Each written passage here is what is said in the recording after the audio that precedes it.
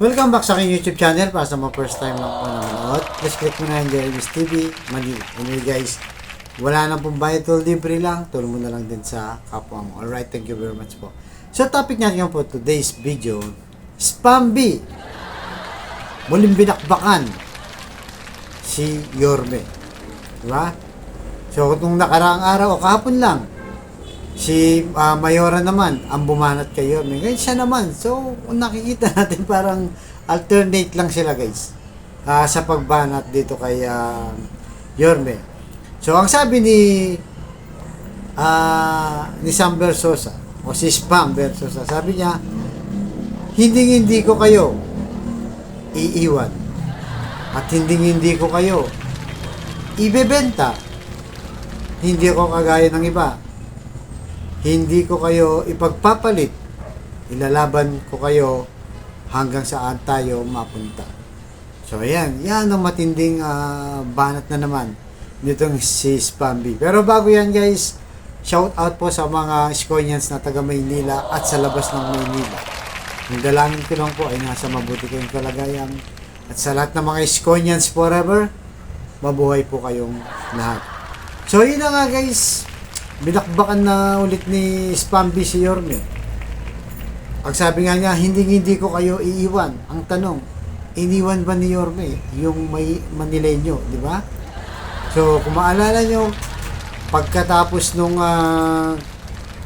pagkatapos na manungkulan ni Erap at siya yung umupo, July 1, 2019, unang araw, nagtrabaho na kagad itong si Yorme. Nilinis na, guys, di ba? Ang Divisoria. So dahil doon, talagang marami ang nagulat sa kanyang ginawa kung paano nga ba niya yun na nagawa sa tagal ng problema sa Divisoria. At mula nun, wala nang oras na sinayang itong si Yorme. Talagang consistent siya sa kanyang mga ginagawa. Kitang-kita naman natin yan. Buhay na buhay ang kanyang social media sa Facebook kung anong ginagawa niya. At pagkatapos niyang magtrabaho, siyempre, importante, nasa City Hall siya, di ba? Marami yung ka-meeting, marami yung mga pinipirmahan mga papeles. Paglabas ng City Hall, anong ginagawa ni Yorme? Hindi ba dumidiretso siya sa grounds? Umiikot siya sa buong Maynila. Umaabot pa nga ng gabi, guys. Di ba? Makikita natin, nagro-ronda pa siya. Tinitignan niya yung peace and order. At nagsusurprise visit sa mga porsyento. Baka mamaya nga naman, di ba? Patulog-tulog yung mga kapulisan ng Maynila. Maraming krimen ang mangyayari. So sa araw-araw na lang, ganun ang ginagawa ni Yorme. Pagkatapos ng City Hall, lalabas siya, iikot, papasyal lang kung ano nga ba ang estado o sitwasyon ng Manileño. Di ba? Yun ang isa na hindi nagaya ni Mayora, na hindi talaga natin siya nakita, guys, di ba? Na umiikot sa Maynila. Kaya hindi niya nalalaman ang tunay na problema. Kaya pag sinabi mong iniwan, hindi iniwan ni Yorme ang Maynila. At yun na nga, nung pag-alis niya, di ba? Nung pag-alis niya, iniwan niya ang Maynila, hindi bangkarote, di ba? Hindi dugyot, hindi magulo, di ba? Kundi napakaganda. Kapuri-puri ang ginawa ni Yorme sa kanyang mga projects, di ba? Sa peace and order, sa kalinisan, sa mga ayuda, di ba? So napakarami, di ba? Napakarami niyang iniwan sa Maynila ng magaganda. Kaya nga bilib tayo mga Manileño sa kanya. Kaya sinasabi ni Spam Versosa na hindi ko kayo iwan. Hindi nang iwan itong si Yorme, di ba? At pangalawa, ang sabi niya, at hindi ko kayo ibibenta. Yun, talagang direktang patama yun kay Yorme, guys. Kahit pa ulit-ulit na lang siya, actually, di ba? So, si Yorme, hindi naman binenta Maynila kahit ng mga tao. Ang binenta ni Yorme, nagbenta siya. Yung Divisoria Mall, yung lupa doon, diba? Na kung saan, napakaliit na. ng koleksyon, nalulugi na ang gobyerno. At napilitan na siyang ibenta yan dahil unang-una, tinamaan tayo ng pandemic. So, nung panahon ng pandemic, alam naman natin guys, bagsak ang ekonomiya ng Pilipinas. At hindi ng Pilipinas, buong mundo. Kaya nga, di ba, sabi ni Yorme, kahit yung mayayamang bansa, Amerika, China, Japan, nangutang lahat yan. Dahil nga, walang gumagalaw sa ekonomiya, dahil walang lumalabas na tao, walang trabaho, hindi umiikot yung pera kasi nga, walang labasan yun. Di ba? Sobrang hirap lahat ng bansa. Kaya doon mo makikita kung madiskarte yung leader. Kaya itong si Yorme, isa sa mga diskarte niya, di ba? Yun na nga, ibenta nga yun.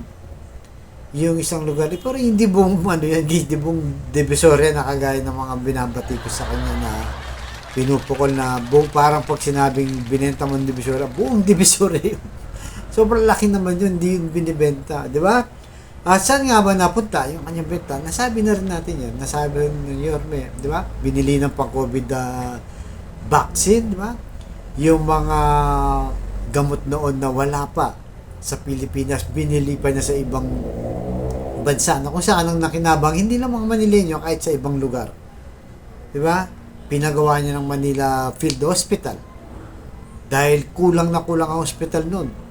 Yung mga ibang magkakamag-anak, dumaray pa sa iba't ibang probinsya para lang makumpine yung kanilang mga kamag-anak sa COVID. Diba? At bukod doon, diba, 6 months nag-ayuda dito sa Manila. Food pack, guys. Ang dami namin food pack nun. Buwan-buwan may dumarating.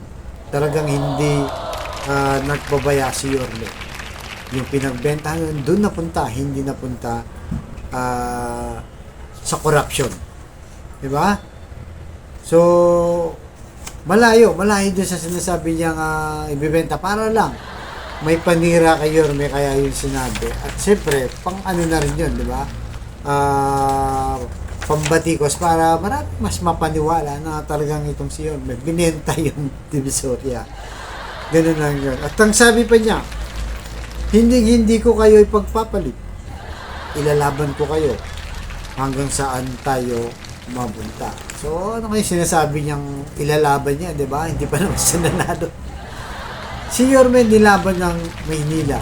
Kailan niya nilaban? Yun nga, sa pandemic at sa araw-araw na buong termino niya. At bukod dyan ngayong panahon na to, nilaban niya ulit tayo sa kanya mismong kakampi itong si Mayora. Dahil, di ba? Tingnan niyo kung hindi siya makikinig sa sigaw ng Manileño na bumalik ka na, Yorme, ibig sabihin, di ba, mas papanigan niya pa itong si Mayora sa kabila ng maraming mga reklamo. Di ba? Kasi kakampi niya yun buong partido Asenso Manileño, kakampi niya. Pwede niya ng deadmaan, di ba, yung taong bayan ng Manileño na bumalik na. Kasi nga, mga kakampi niya ito. Pero dahil nakita na nga niya na kailangan niya nang bumalik at ngayon, nilalaban tayo ni Yorme. Muli siyang babalik para bumalik yung mga magandang serbisyo, di ba? Kung ano yung nasimulan niya noon, siya na ulit ang magtutuloy dahil hindi naman talaga tinuloy nitong si Mayora, di ba? Kaya kung sa salitang laban lang, nilalaban tayo ngayon ni Yorme. Mula noon, di ba? Hanggang ngayon. So, ayaw niya pabayaan yung mga Manileño dahil sa kanyang iniwang na akala niya ipagpapatuloy ni Mayora kanyang mga ginawa. Subalit po kang kabaligtaran. Hindi lang si Mayora, buong partido niya. Kaya iniwan niya silang lahat para lang sa taong bayan. Yan ang talagang pakikipaglaban, guys. Hindi yung sasabihin mo ilalaban ko. Kaya wala pa namang ipinaglalaban, di ba? Hindi pa siya nanalo, pa paano siya lalaban, di ba? So nakita natin, guys, na paulit-ulit na lang yung kanilang pagbatikos, yung kanilang pagbanat, yung kanilang paninira, di ba? Kay Yorme. Pero ganun pa man, guys, di ba? Tayo mga Iskonians ay patuloy pa rin nating ipaglaban din si Yorme, di ba? Tuloy-tuloy man silang manira, paulit-ulit man silang bumatikos, paulit-ulit din tayong lumaban at depensa. Diba? Hindi natin sila pwedeng pabayaan. Kasi nga baka mas marami ang maniwala kapag hindi mo to kinounter yung mga ganitong sinasabi nila na wala namang katotohanan. Diba? Kung sa record lang, the best na itong si Yorme. Kaya sabi nga ni Yorme guys, magpaulan tayo, magparami pa tayo. Kasi habang nagpaparami tayo, hindi tumitigil ang sumisira sa kanya. Kaya like and share lang po ang ating channel, di ba? And subscribe na rin kayo para mas maganda kung mas marami ang makapanood dito, makounter natin at hindi sila maniniwala sa mga paninira kay Yorme. At mag-comment down below kayo guys. Magko-comments kayo para mas marami rin makabasa. Kasi yung iba mahilig magbasa ng mga comments. Kaya kailangan pag pinanood nyo, mag-comments din kayo ng magaganda para makita nila na maraming sumusuporta kay Yorme. Alright guys, so hanggang dito na naman po. Abangan nyo yung susunod kong vlog. Pagpalain tayo ng may kapal at Manila. God bless.